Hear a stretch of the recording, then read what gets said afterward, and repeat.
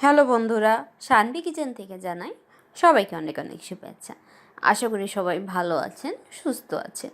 আজকে আপনাদের সাথে শেয়ার করব মাছের একটি রেসিপি। আজকে তৈরি করব বাইম মাছের ভুনা।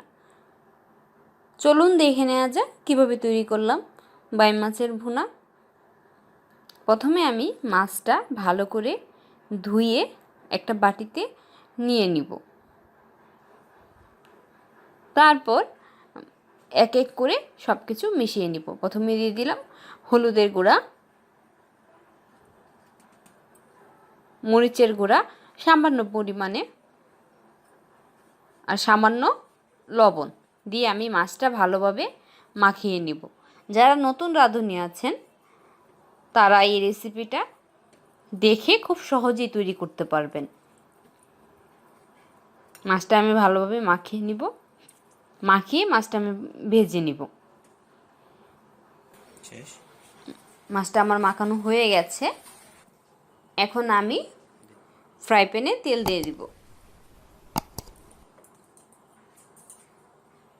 তেলটা গরম হয়ে আসলে আমি মাছটা ভেজে নিব।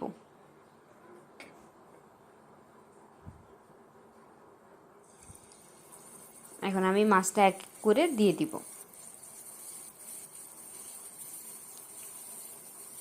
যদি আপনাদের আমার এই ভিডিওটা ভালো লাগে অবশ্যই একটা লাইক দিবেন, কমেন্ট করবেন আর সাবস্ক্রাইব করে আপনাদের পাশে থাকার সুযোগ করে দিবেন।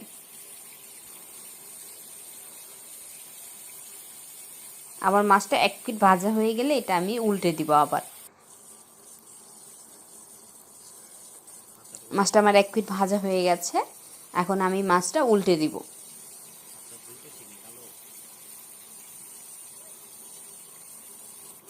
এই মাছের রেসিপিটা কিন্তু খেতে খুব সুস্বাদু হয়।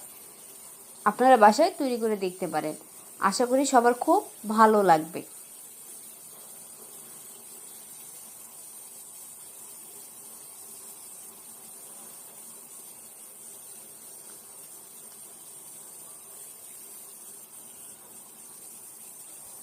মাছটা আমার ভাজা হয়ে গেছে, এখন আমি মাছটা বাটিতে তুলে নিব।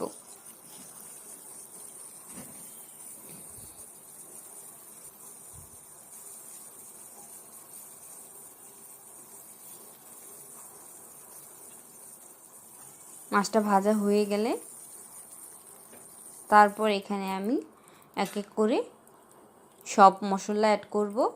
আমি আর একটু তেল দিয়ে নিলাম। এখন দিয়ে দিব তেজপাতা, দারচিনি, এলাচ দিয়ে আমি একটু নাড়িয়ে নিব। হালকা একটু ভেজে নিব।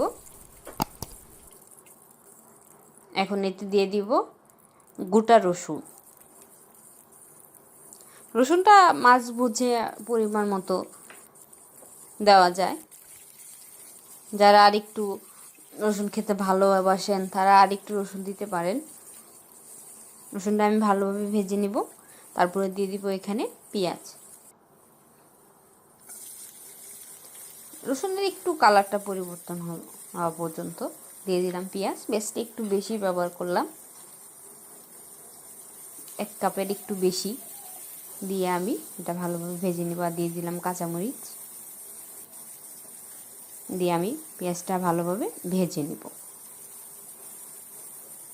তারপর এখানে আমি এক এক করে বাকি মশলাগুলো অ্যাড করব। একটু নাড়াচাড়া দিতে হবে, নাহলে পেঁয়াজটা নিচ দিয়ে লেগে যেতে পারে।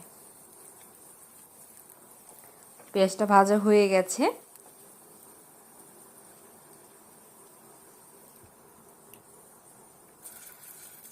এখন এখানে আমি দিয়ে দিব জিরা বাটা 1 টেবিল চামচ, হলুদের গুঁড়া 1 টেবিল চামচ, মরিচের গুঁড়া 1.5 টেবিল চামচ। এগুলো দিয়ে তারপর একটু জল অ্যাড করব। দিয়ে দিলাম স্বাদ মতো লবণ। এখন দিয়ে দিলাম একটু জল দিয়ে আমি মশলাটা কষিয়ে নিব।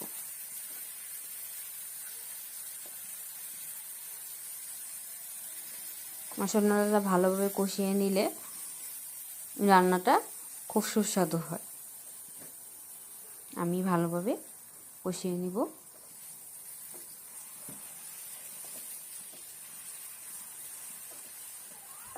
ভালোভাবে নাড়াচাড়া দিয়ে আমি পেঁয়াজের সাথে মশলাটা ভালোভাবে মিশিয়ে নিব।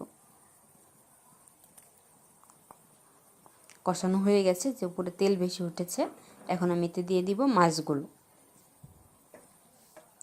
মাছগুলো দিয়ে আমি ভালোভাবে মিশিয়ে নিব।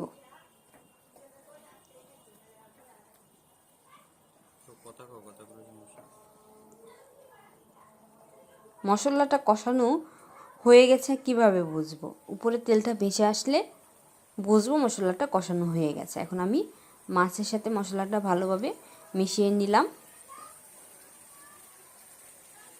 মিশানো হয়ে গেছে। এখন এখানে দিয়ে দিব জল। আমি ঝোল দিচ্ছি, ঝোলটা পরিমাণ মতো দিতে হবে, যেহেতু এটা ভোনা ভোনা হবে, তো তাই ঝোলটা এত দেওয়া যাবে না, অল্পই দিতে হবে। দিয়ে আমি ভালোভাবে মিশিয়ে ঢেকে দিব।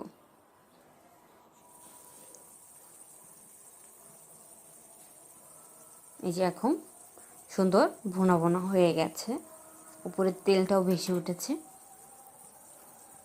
এখন দিয়ে দিলাম দারচিনি বাটা আধা টেবিল চামচ, দিয়ে আমি এটা ভালোভাবে মিশিয়ে নিব।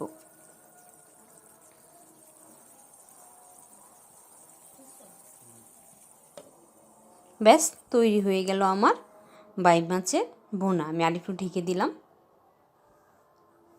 ধন্যবাদ সবাইকে।